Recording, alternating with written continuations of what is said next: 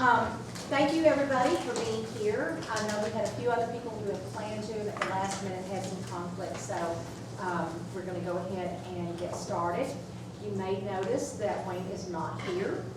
That's because it is Tennessee Arts Council. Do I have that right? That's right. Okay. Tennessee Arts Commission. Tennessee Arts Commission, thank you. Day on the Hill to meet with the legislature in Nashville. So he is in Nashville for the day. So he is working on behalf of the Design Center, but just at another location. Before we get started into all of the kind of nitty-gritty things that we have to deal with as a board, one of the things we wanted to do, which is I think so rewarding, is to hear about the project. It's very easy to get all bogged down in numbers and details and all that kind of stuff, but this is why we're really here. And so we're very fortunate to have some folks here to talk about our 1,000th project, the first 10 So we have got Diondre Jackson, who's the Executive Director of First Tee.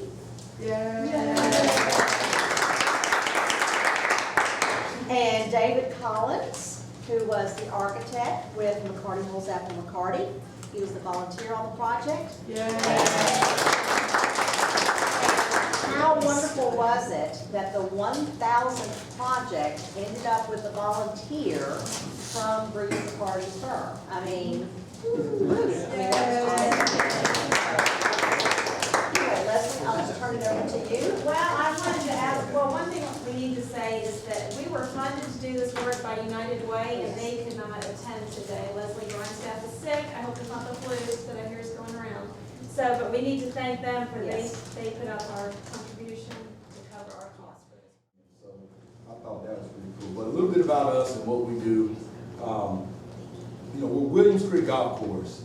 Originally it was a week course at Williams Creek, and the vision of the folks that founded it was, let's build a golf course that not only that all kids in this community can have access to despite their ability to pay, but let's also build this real tough, challenging quality golf course this on this side of town, there in East Knoxville off of Diondre Avenue.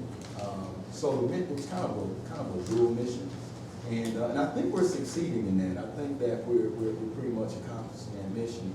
The First Tee, which is a national organization with over about 125 chapters across the country, they kind of were coming along about that same time.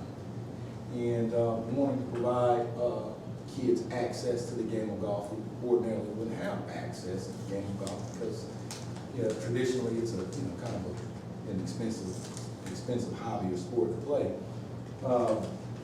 And so in the original was about access, then they saw an opportunity to do more. So an opportunity to impact kids by teaching these life skills and core values and using the game of golf as a tool to teach that. Not only do we teach kids there at our facility at the week course, we also teach kids at 10 different golf courses in 3 different counties. And so we've kind of grown and expanded over the years. We worked a lot with elementary schools, so we reach about 12,500 kids through elementary schools. We do outreach with Boys and Girls Club and Emerald Youth and Wesley House and a ton of different youth serving organizations. And we probably see about 5,000 kids that way. And the whole goal is to transition those kids into our programs that we do at the course. And there's 5 levels there. And like I said, we intertwine teaching those life skills and core values with the game of golf. So it's not just about the game of golf. So kids are not only going to learn what club to use as they face different situations in golf course, they're going to learn what non-core value to use as they face different situations in life. So that's what we're doing with First Tee side. Williams Creek is a business golf course, just like any other golf course that you play. And we're just really, really lucky that our kids have access. And I mean, even our older kids. So when kids get in a middle school, when they get to high school, that's part of how we retain them having an opportunity to play golf there at Williams Creek, at a very small cost or no cost, and also an opportunity to work there at the golf course. And there's a lot of values in all of those things that they can learn working. And so the projects that they've taken on, it's going to enable us to be more competitive, in the marketplace, and to better use all of our facility, not just certain parts of our facility. Right now in our clubhouse, we have 38 carts. But we can't even fit them all in our club, down below. We got a cart barn. But now we built a cart barn, we get all our carts in there. Well, what are we gonna do with the, I don't know, how many square feet would you say down there? A couple thousand square feet. Okay, now that opens up opportunities for us, to serve food, opportunities for us to expand our pro shop where we can, make a little more money. And also locker rooms for our guests, for our kids, indoor golf simulator. So it just opens up that building to really be used for what we want it to be used for. And in addition to that, I'm standing over here, you can see our pavilion, which that's probably the coolest pavilion I've ever seen. Thank you. With the turf top. The board member, they didn't like real grass. They thought, no, that's not good. I don't know why. But anyway, it will be a turf top, and it just kind of really just overlooks. I like to call it our urban wilderness. Out at Williams Creek. Beautiful views. They put a hawk in there, which is awesome, right? Because a hawk is in our logo now. I was telling Leslie that my board kind of challenged us once we presented this to them with that big question of why. And as a result of that why question, we created some business plans that we're piloting this year.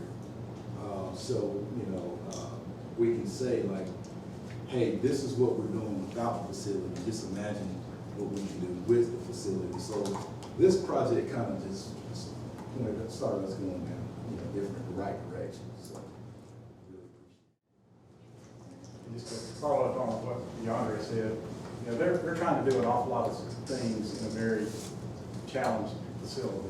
They're trying to run a golf course. They're trying to have the first tee program all within a space that just doesn't accommodate everything that they want to do. So, as Diondre mentioned, the big things that we wanted to do was try to pull some of those components out of the main clubhouse building, relocate the cart barn and the pavilion facility, which is kind of a tournament facility, and that way allow space inside the clubhouse building so that they can accommodate those golfers that come regularly and want a practice facility and want to change clothes and want to shower and want to a snack and a grill and those sorts of things, and also allow them to operate their first tee program where they teach the integrity and they teach the sportsmanship up on that upper level, and not be encumbered with having to move a lot of furniture around and try to use that space dually for both tournament setup and also the programmatic things that they're doing in teaching the values of the first tee program. And so I guess key to what we did, first thing was to try to site the pavilion in a spot that made a lot of sense, functionally for a golf course. If you think about, if any of y'all have been out to the Three Ridges Golf Course out in East Knox County, they've got a separate pavilion building there that works really well. They learned pretty early on when they developed that they needed to pull those campus facilities out of the clubhouse. But it needs to be sited so that it has good access to golfers as they're starting their round, as they're finishing their round, as they're making the turn, using golf terminology. And so we found a spot just off the parking lot that, you can see the hillside here, that we were able to kind of tuck that building into the hillside and really make it go away and have the idea of the green turf roof, have it sort of an extension of the green space so that, you have kind of a minimal impact on the visual beauty out there of Williams Creek, but also provide the that as a covered area for, tournaments, starting and, food and all that kinds of scoring, and there's some bathrooms and those sorts of facilities. So, it's we were able to use the topography of the land to really, design a pavilion structure that works really well, both functionally and I think aesthetically as well.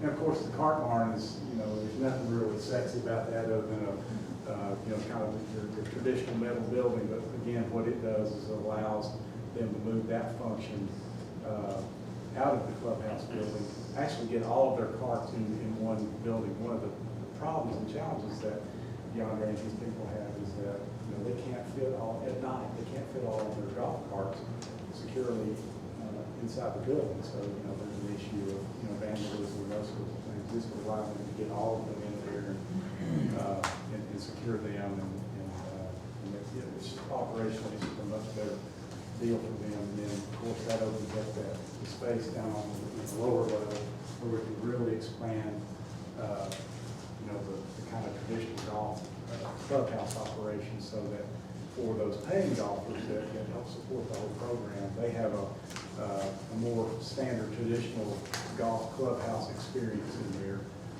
Because these guys are, they're trying to compete with, Three Ridges and Iguani and Pine Lakes and all the other golf courses out there for people that want to go out and play.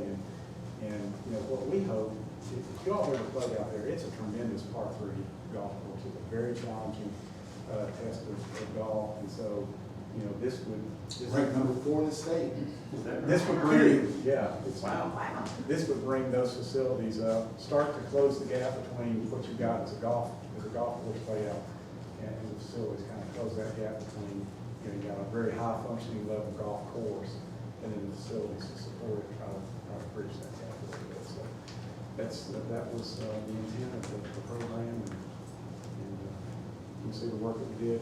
Leslie and Barry did a fantastic job in working with us to help take the vision and the ideas and turn it into a real workable solution. So I want to give them a bunch of credit too. So we got a great staff. The biggest part about this is call on funders, potential funders, is sustainability. I mean, this is something that at the end of the day is going to add to our bottom line. So it's competitive. I mean, nonprofits compete for funding, but a lot of funders ask that question. Are you going to be coming back in 5 years, 10 years? Like, well, make this investment, and it's going to allow us to increase our income and increase our revenue. So it truly is a great ROI.